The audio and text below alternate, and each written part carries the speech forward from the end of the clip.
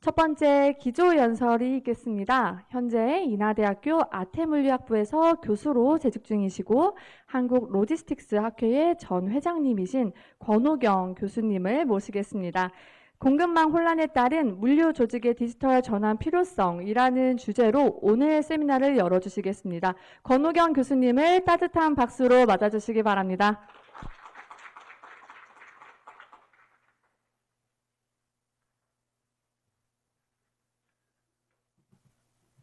네, 반갑습니다. 인하대학교의 권호경 교수입니다. 사진이랑 조금 다를 것 같습니다. 옛날 사진을 썼더니 너무 젊게 나온 것 같습니다. 일단 오늘 이런 아주 귀중한 이 한국국제물류협회와 KMI가 주관한 행사에 작은 시간을 할애받게 돼서 영광스럽게 생각합니다. 또 우리 원회장님께서도 좋은 말씀을 많이 해주셨는데 저는 보니까 주어진 시간이 15분인데 실력이 제일 나빠서 조금만 하라고 준 것 같습니다. 그래서 시간을 좀 맞춰서 여쭤봤더니 교수들은 입 열면 3시간인가 하시죠. 그래서 한 조금은 오버해도 된다고 하니까 거기에 맞춰서 제가 전해드리고 싶은 키워드 중심으로 그렇게 좀 말씀을 드리도록 하겠습니다. 사실 그 제목을 받고 굉장히 큰 주제를 과연 15분 안에 녹여낼 수 있을 것인가에 대해서 고민이 참 많았습니다. 어차피 다는 담을 수가 없을 것 같고, 그리고 제 뒤 이어서 하는 그야말로 전문가분들께서 자세한 말씀을 하실 것으로 믿고 저는 좀 큰 그림 위주로 조금 말씀을 드리도록 하겠습니다. 일단 제목이 너무 거창하지 않습니까? 글로벌 공급망 혼란에 따른 물류 조직의 디지털 전환 필요성. 공급망 있죠, 또 물류 조직 있죠, 디지털 전환 있죠. 그래서 굉장히 그런 큰 화두를 다루고 있는 것 같습니다. 사실 뭐 이렇게 제게 이제 그 발언 기회를 준 것은 HR 쪽을 이야기해라, 혹은 디지털 전환에 대해서 이야기하라는 것보다는 글로벌 공급망 혼란에 대해서 이야기하라고 한 게 아닌가 미루어 짐작을 해봅니다. 굉장히 큰 화두죠. 사실 글로벌 공급망의 현재 상태를 한마디로 이야기하라. 그러면 공급망의 정치화라고 이야기할 수가 있겠습니다. 그동안 지난 20년 동안은 경제적인 동기에서 글로벌 공급망이 확산되어 왔는데 어느 날 갑자기 어떤 미국과 중국 간의 어떤 기술 패권이라든가 혹은 아까 언급하신 전쟁이랄까 이런 여러 가지 문제로 인해서 공급망이 정치화되고 네 편이 따로 나누어지면서 공급망이 우리가 프래그멘테이션이라고 하죠. 분기화되는 이런 현상에서 과연 우리가 지난 20년 동안 글로벌 공급망 아래에서 영업을 했는데 앞으로 나누어질 가능성이 있는 공급망 아래에서는 우리가 어떻게 대응할 것인가. 사실 이게 굉장히 큰 화두라고 볼 수가 있겠습니다. 오늘 참석하신 분들의 어떤 이해를 돕기 위해서 저는 현재까지의 글로벌 공급망의 발전을 3단계로 이렇게 나눠서 한번 보고 싶습니다. 첫 번째 글로벌 공급망의 첫 번째 터닝 포인트는 2001년도입니다. 2001년도는 바로 이제 중국이 그토록 원했던 WTO 가입을 통해서 국제 무대에서 마음껏 물건을 팔아보겠다 하는 것으로 미국이 허락하면서 가입하게 됐죠. 이때부터 이제 결국은 다국적 기업들의 중국 시장 진출이 가속화되고 중국이 세계 공장으로 부상하면서 우리가 말하는 글로벌 공급망이 형성이 됐는데, 사실 공급망은 영어로 말하면 두 가지이지 않습니까? 하나는 supply chain, 하나는 value chain이라고 하는데, 이 당시 말하는 GBC는 무역 용어라고 봐야 되겠죠. 그래서 좀 거시적인 의미에서 글로벌 공급망이 형성이 되고 계속 확산이 되고 개도국에 이제 참여가 이루어지게 되고 어떤 그 노동력의 어떤 많이 활용이 이루어지고 국부가 창출되고 수출이 늘어나고 하니까 개도국에 상당히 도움이 됐던 건 사실입니다. 그리고 선진국의 거대 자본들이 값싼 노동력과 어떤 그런 지가를 통해서 원가를 낮추게 되고, 그래서 이제 이게 수출하면서 또 이익을 얻게 되고 하니까 너도 좋고 나도 좋고 이런 아주 좋은 관계 형성이 되는 시기라고 볼 수가 있겠습니다. 그런데 이제 한없이 좋을 것 같았던 글로벌 공급망이 한번 큰 타격을 받게 되는데, 첫 번째가 이제 여러분 아시는 2008년도에 우리가 말하는 그 리만 브라더스라고 하는 한없이 좋을 것 같았던 부동산 시장에서 타격을 받으면서 결국은 그 서브프라임 모기지 사태와 리먼 브라더스의 파산으로 촉발된 글로벌 금융 위기가 이제 발생하게 되고, 이때부터 세계적인 경기 침체가 이루어지게 되고 회복이 이루어지는데 한 2년 정도가 이제 걸리게 되게 되죠. 이때는 결국은 이제 소비 시장의 타격을 받게 됩니다. 그래서 어떤 이 미국이라든가 선진국 입장에서는 소비가 위축이 되니까 어떻게 하면 더 탈출을 할까 하는 고민을 하던 찰나에 계속 갔으면 좋은데 이 이후에 중국 정부가 두 가지 중요한 정책을 이렇게 발표하게 되죠. 하나는 우리가 아는 1대1로라고 하는 뭐 BRI라고 하나요? Belt and Road Initiative라고 하는 정책을 통해서 어떤 그 공급망을 중국을 중심으로 생성하겠다라고 하는 것이고, 하나는 이제 여러분 아시는 제조업 2025라고 해서 미국의 어떤 그 제조업을 따라잡겠다 하는 걸 하게 됩니다. 그러니까 경기가 위축되었던 미국 입장에서는 중국이 그렇게 들고 나오니까 위기의식을 가질 수밖에 없게 되고, 결국은 이제 그 이후에 이 트럼프 정부가 출발하게 되면서 결국은 미국 중심의 어떤 미중 간의 어떤 그 무역 분쟁에 이제 일어나게 되는 역사를 거치게 되는데, 사실 이 당시만 하더라도 뭔가 이렇게 협상과 이걸 통해서 해결할 수 있을지 모르겠습니다만은 한 번에 이제 더블 펀치가 바로 코로나19라고 볼 수가 있겠습니다. 그래서 우리가 경험하지 못했던 어떤 그 코로나19 팬데믹은 지금 결국 그 엔데믹이 될 때까지 뭐 한 몇 년 정도, 요거 좀 잘못했습니다만 한 3년 정도 이렇게 생각보다 많은 시간을 끌게 됐는데요. 이거는 이제 결국 우리가 볼 때 공급과 그다음에 수요가 양쪽이 타격을 입게 되는데, 그런 우리가 이제 경험하지 못했던 어떤 세계적인 경기 침체와 특히 글로벌 공급망 장애를 겪게 됩니다.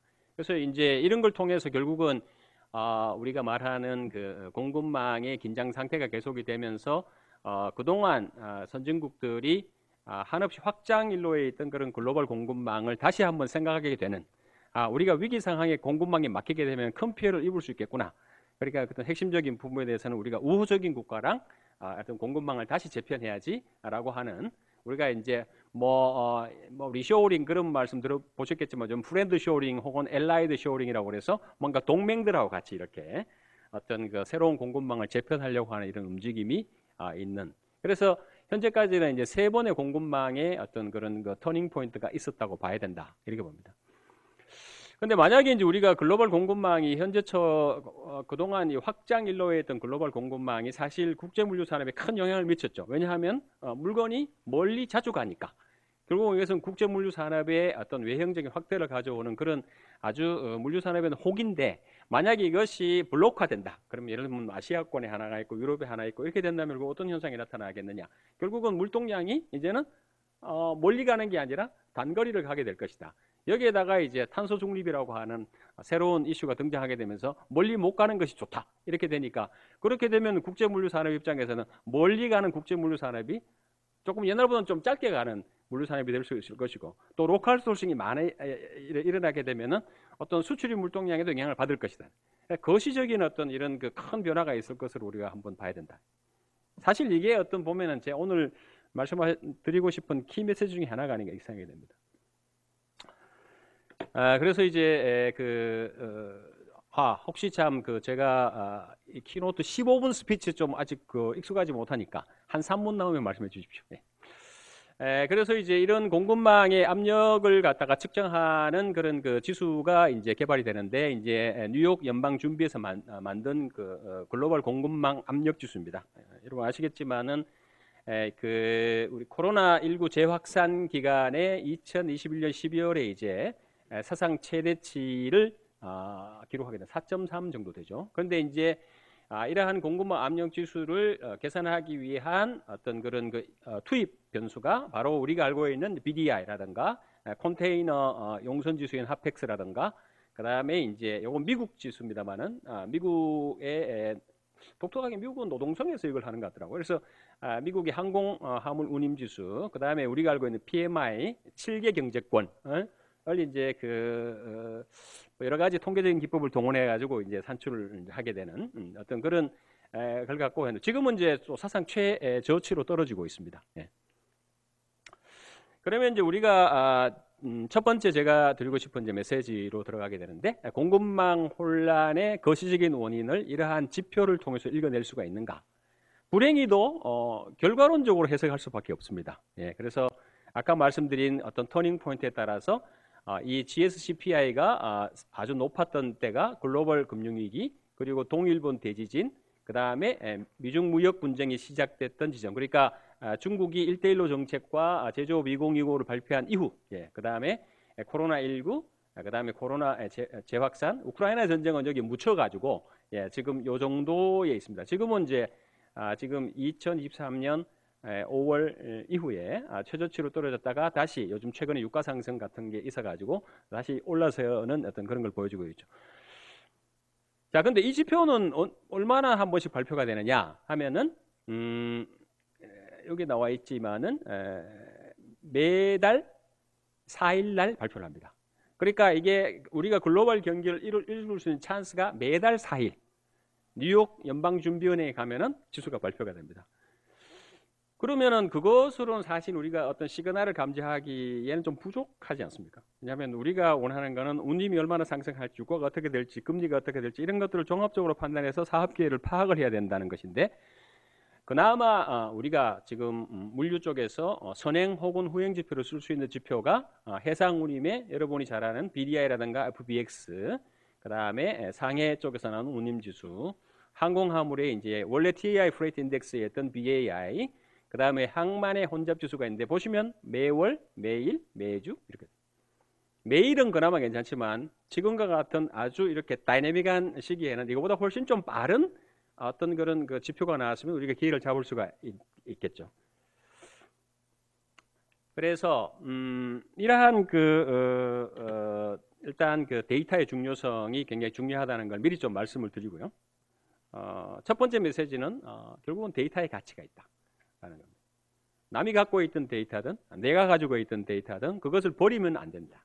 최대한 우리 기업의 경쟁력을 삼기 위해서 해야 되고 우리 회사의 인재들도 데이터를 잘 읽어낼 수 있는 인재면 좋겠다. 아니면 좀 훈련했으면 좋겠다. 그래서 이제 아까 말씀드린 그런 백그라운드에서 현재 산업계나 학자들이 관심을 갖고 있는 키워드는 세 가지입니다. 첫 번째는 글로벌 공급망 재편이 앞으로 어떻게 될 것인가. 이게 아무튼 어떤 그 거시적인 것이겠죠. 두 번째는 지속 가능성. 그래서 어떻게 하면 탄소 중립을 할 것이냐. 요즘 기후 변화 심각하지 않습니까? 이번 특히 여름에 장마 굉장히 심했는데 뭐 이런 것들 포함해서 어떤 앞으로 탄소 중립을 어떻게 이루어낼 것인가. 탄소 중립이 우리 기업에는 어떤 영향을 미칠 것인가. 우리는 정말 친환경적인 운송을 얼마나 도입해야 될 것인가. 앞으로 우리 화주가 우리 어떤 3PL을 하면서 어떤 물류 과정에서 발생하는 탄소 배출량을 요구할 것인가, 아니면 자기들이 알아서 간편하게 측정할 것인가, 이런 여러 가지 이슈들이 있습니다. 우리가 말하는 ESG라고 하는 건데 앞으로 이제 이 공시가 의무화되게 되면은 물류 기업은 또 다른 어떤 그런 그 듀티를 안게 되는 어떤 그런 혹은 이제 우리 기업은 어떤 이런 탄소 배출을 줄일 수 있는 것을 제한을 할 필요도 있게 될 거라고 이렇게 봅니다. 그러니까 하나의 어떤 그 부담이 될 수도 있겠지만은 새로운 사업기회를 창출할 수 있는 근간도 되니까 이 부분도 좀 알아야 될 것 같고, 세 번째는 이제 오늘의 주제가 되는 디지털 전환. 그러니까 앞으로 우리가 이제 기업에서 가져야 되는 인재는 보편적으로 갖고 있는 지식도 중요하지만 물류업에서 이 세 가지는 알아야 돼요. 글로벌 공급망을 이해를 해야 되고, 그 다음에 탄소 중립이라든가 지속 가능성을 이해를 해야 되고, 디지털 공급망도 이해를 해야 돼요. 근데 어떻게 우리 인재들이 이걸 다 이해할 수가 있느냐? 저도 잘 모르는데. 그래서 이와 관련한 어떤 그런 제 생각을 좀 말씀드리겠습니다. 뭐 디지털 전환은 잘 이해하실 것으로 봅니다만은 뭐 약으로 DX라고 하는데요. 그래서 기업이나 조직이 결국은 디지털 기술을 잘 활용해서 어떤 비즈니스 프로세스라든가 제품 서비스 문화를 혁신해서 또 최적화하고 나서 어떤 고객들에게 새로운 경험을 제공해서 우리 기업의 경쟁력을 창출시키는, 그러니까 기존에 했던 것을 디지털로 전환시키는 과정인데, 사실 물류기업은 어떤 산업보다도 디지털 기술을 일찍 받아들인 그런 산업이라고 볼 수 있겠습니다. 그런데 뭐 또 디지털 전환을 하느냐? 지금 여기서 말하는 디지털 전환은 기술적으로 뭘 PC를 좋은 걸 가져다 그런 것이 아니라 문화적으로 어떤 디지털 기술을 얼마나 잘 활용해서 조직의 어떤 그런 문화나 프로세스, 고객 대응이나 이런 걸 바꿀 수 있느냐 하는 것이거든요. 이 부분은 나중에 이제 우리 다른 연사분께서 말씀해 주시려고 합니다. 이 그 S&P죠. S&P 글로벌에서 디지털 전환과 관련해서 한 500개 기업을 조사를 했습니다. 해봤더니 일단 기업들 제조업과 이제 물류업을 포함해서 디지털 전환 계획이 있느냐 하니까 한 67%는 이미 계획을 갖고 있다. 그 다음에 예정인 기업이 한 31%죠. 그럼 어떤 기술을 갖고 디지털 전환을 할 것인가? 그러니까 첫 번째가 클라우드 컴퓨팅. 왜냐하면 이게 가장 경제적인 것이. 두 번째는 이제 사물 인터넷, 그리고 세 번째가 인공지능을 도입하겠다. 이렇게 응답을 했고요. 그럼 뭐가 장애냐? 1번이 기술과 인력 부족, 40%. 두 번째가 기존의 사고방식에서 탈피하지 못한다. 세 번째는 이거 도대체 내 투자에서 ROI가 나오느냐. 그리고 이제 무엇을 위해서 그럼 디지털 전환하느냐. 1번은 이제 가시성입니다. 글로벌 공급망의 가시성. 어떤 내 물건이 어디 있는가도 알아야 되겠고, 그 다음에 어떤 기회라든가 위협을 빨리 포착을 해서 가급적이면 경쟁 기업보다 빠르게 예측해서 우리가 사업 기회를 빨리 얻어내느냐 하는 거죠. 화주기업이나 물류 서비스 제공자나 운송업체, 여기서 말하는 건 이제 3PL이나 포워딩을 말하겠는 거겠죠. 전부 다 글로벌 공급망 가시성을 확보하는 것이 가장 중요하다. 이렇게 응답을 하고 있습니다. 두 번째 디지털 전환이 필요한 이유는 바로 화주가 생각하는 IT의 중요성과 물류기업이 제공하는 IT 서비스 역량 간의 차이가 있다고 보는 겁니다. 그 화주가 기대하는 IT 서비스가 이제 이 수준이라고 하면은 물류기업이 제공하는 서비스 수준 한 이 정도가 된다라는 화주기업의 인식입니다. 이게 이제 그 미국에서 매년 시행하는 3자 물류 조사인데 이 9월 달에 발표가 되어 있습니다. 나옵니다. 곧 나오는데 아직 안 나왔기 때문에 2022년 보고서를 썼습니다. 그래서 이게 꾸준하게 한 30%의 차이가 있다. 그 말은 뭐죠? 나는 물류기업이 IT 역량을 제공하는데 만족하지 못한다. 그러니까 화주기업의 새로운 고객 경험을 위한 어떤 능력이 좀 부족하다 이렇게 봐요.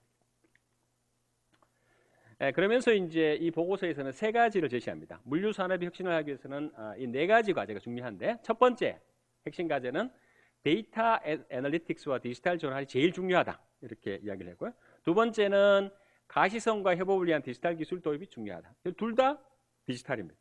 세 번째는 지속 가능성, 네 번째가 인적 역량을 강화해야 된다. 이렇게 제시를 하고 있습니다. 그러니까 우리가 공감하는 바와 좀 비슷하다.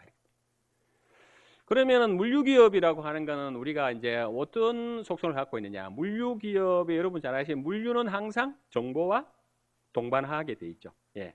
물류의 화물과 정보는 뗄래야 뗄 수가 없는 것이고, 또 물류는 말을 하지 않지 않습니까? 그래서 결국은 정보 기술을 활용할 수밖에 없는데 굉장히 많은 데이터를 생산해낸다 이렇게 보면 되겠습니다. 그래서 물류 시장 규모가 일단 한 9.82조 원 되고요. 2022년에 전 세계 항만이 처리한 물동량이 한 8.66 TU가 되고요. 그 다음에 AIS 선박 추적 기술을 이용해서 매월 8억 건 정도의 선박 위치가 기록되고 있고요. 그 다음에 EDI 시장에서 25%를 물류 산업이 차지하고 있습니다. 그리고 우리가 택배만 보더라도 2022년 UPS의 일일 평균 2,430만 건을 처리하고 연간 62억 건을 처리하고 있고요. CJ 대한통운이 연간 16.5억 건을 처리하는 것으로 추정을 하고 있습니다. 쿠팡도 한 13억 건 정도로 하고. 그러니까 얼마나 많은 데이터가 매일 움직이느냐. 특히 단품 단위로 보게 되면은 전 세계 매일 QR 코드를 포함한 바코드를 스캔하는 횟수가 100억 개. 결론은 뭐냐 하면 첫 번째는 데이터에서 가치를 찾아야 된다. 어떤 방식이 될 것인지 몰라도 이게 가장 중요하다. 두 번째 메시지는 이런 디지털 전환을 그럼 어떻게 이루어낼 것인가? 굉장히 돈이 많이 들지 않습니까? 그러면 대기업은 괜찮은데 중소기업은 어떻게 할 것인가? 이렇게 많은 이제 기술이 있고요. 특히 이제 2022년도 보고서의 키 메시지는 물류의 시대가 왔다. 그러니까 옛날에는 물류기업만 물류에 관심을 가졌지만은 지금은 고객 서비스, 물류가 마케팅 비용으로 인식이 되면서 고객들도 관심을 가지고, 그 다음에 어떤 투자업체도 관심을 가지고, 소프트웨어나 기술업체들도 물류에 관심을 많이 갖고 있습니다. 왜? 로봇을 제일 많이 이용하는 데가 물류가 큰 섹터입니다. 가장 성장률이 높은 곳이라고 볼 수가 있습니다.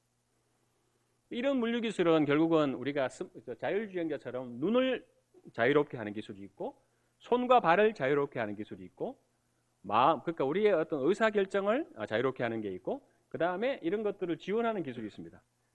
뭐 다 좋아 보이지만은 사실 이 아이 오브 테크놀로지라든가 핸즈 오브 테크놀로지는 주로 창고에서 많이 쓰는 기술.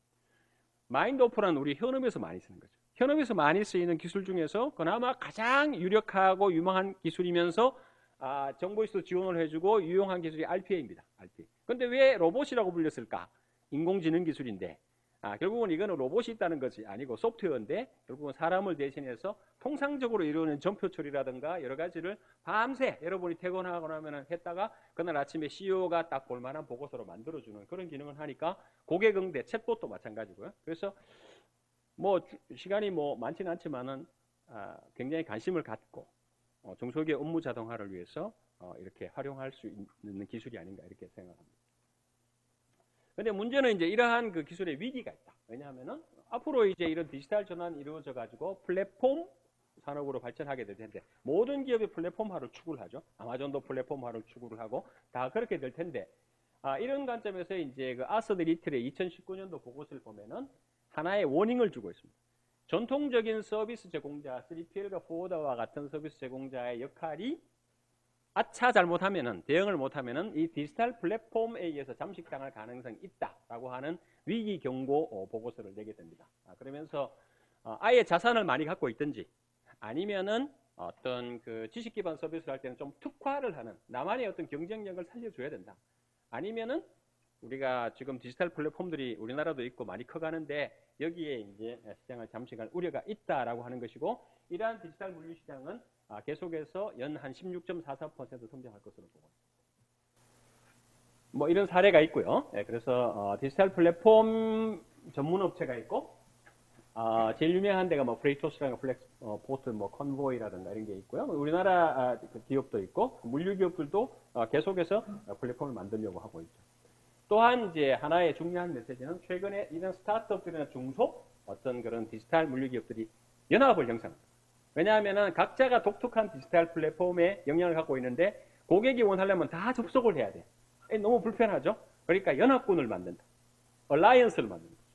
저는 여기에 하나의 어떤 키 메시지가 있다고 합니다. 그래서 제가 제시하고 싶은 두 번째 키워드면서 마지막 키워드는 바로 에디톨로지를 생각하자. 에디톨로지라고 하는 것은 우리나라 학자가 이렇게 제안한 흥미로운 개념이죠.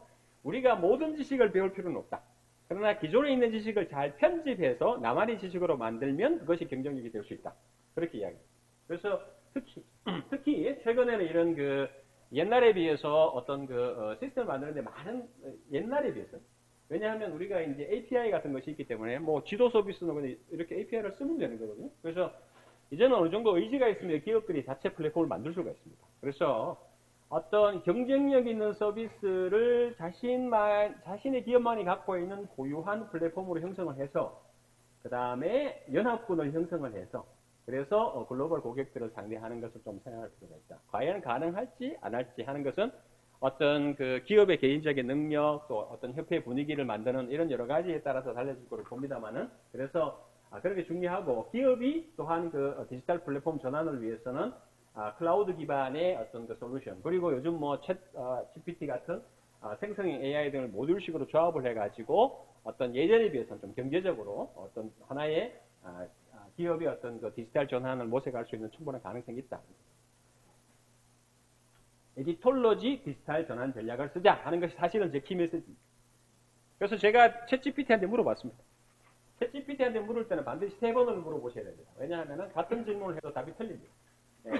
그래서 이거는 무료인 챗 GPT 3.5한테 물어봤습니다. 그래서 대기업이 아닌 중소기업의 디지털 전환을 위해서는 어떤 차별화된 접근이 필요한가요? 마음에 안 들어 한 3번 물어봤는데 그 중에 저랑 비슷하게 생각하는 것만 추려봤습니다. 첫 번째, 타겟 시장을 설정해라. 다 하면 안 됩니다. 그리고 고객이 원하는 걸로 특화해. 두 번째, 비용을 무조건 중요하게 생각해요. 비용이 너무 많이 들어가면 ROI가 안 나오죠. 세 번째는 당연하겠지만 중요한 프로세스 집중을 해야 되고 네 번째는 데이터 활용에 이런 역량을 갖다가 집중을 해야 된다. 다섯 번째는 우리가 이제 연합군을 형성해요. 그래서 우리와 똑같은 서비스를 제공하는 기업은 안 되겠지만 조금이라도 차별화되는 서비스를 제공하는 기업과 연합을 해서 하나의 어떤 그 연합체 중심의 디지털 플랫폼 서비스 개발에 좀 신경을 써야 된다. 그리고 점진적으로 접근을 해라. 네, 한꺼번에 다 하려고 하지 마라. 할 수 있는 것부터 해라. 네, 그런 거죠. 뭐 RPI나 클라우드 컴퓨팅 같은 걸 좀 활용해라. 그리고 7번째는 교육과 역량을 강화해가지고 우리 중소기업만에 특화된 디지털 전환을 해라. 이렇게 볼 수가 있겠습니다. 사실 뭐 짧은 시간에 제가 뭐 다 말씀드릴 수는 없고 하나하나가 사실은 굉장히 많은 시간을 필요로 하는 거지만 제 메시지는 딱 두 가지입니다. 첫 번째, 데이터에서 가치를 찾자. 두 번째, 비용이 좀 적게 들면서 효과적인 방법으로 편집 위주의 어떤 디지털 전환 방식을 생각하자 이렇게 말씀드리겠습니다. 고맙습니다. 네, 공급망 혼란에 따른 물류 조직의 디지털 전환 필요성에 대해서 말씀 주셨습니다. 발표 감사드립니다. 간단한 질의응답 시간 갖도록 하겠습니다. 혹시 질의사항 있으시면 말씀 부탁드립니다. 네, 따로 없으시면 이것으로 권노경 교수님의 기조연설을 마치겠습니다. 그럼 다시 한번 교수님께 감사의 박수 부탁드립니다.